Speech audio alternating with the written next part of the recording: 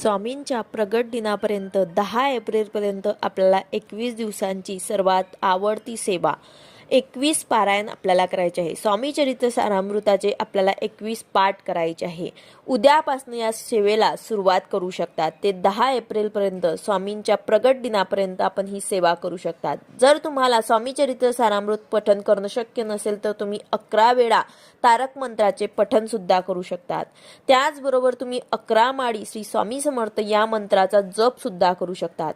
यामधनं तुम्हाला जे शक्य होईल ते सेवा तुम्ही करू शकता। ही सेवा केल्याने तुमच्या कुठल्याही इच्छा असो ते नक्कीच पूर्ण होतील। जे नशिबात नाही ते सुद्धा तुम्हाला मिळेल। तर आवर्जून तुम्हाला यामधनं एकतरी सेवेला सुरुवात आवर्जून करायची आहे। उद्यापासून तुम्ही या सेवेला सुरुवात करा आणि बघा तुमची जे काही इच्छा आहे ते तुम्हाला नक्कीच मिळेल। तुम्ही संकल्पयुक्त ही सेवा करू शकतात किंवा मग न संकल्प घेता सुद्धा तुम्ही ही सेवा करू शकता।